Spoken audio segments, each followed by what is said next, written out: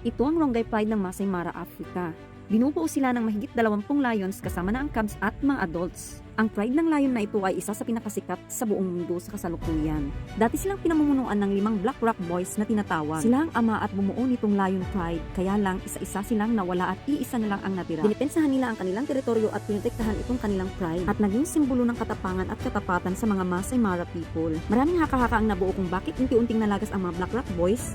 Pero isa sa documented na dahilan ay ang matinding pakikipaglaban nila sa kanilang karibal para maipagtanggol ang kanilang pride.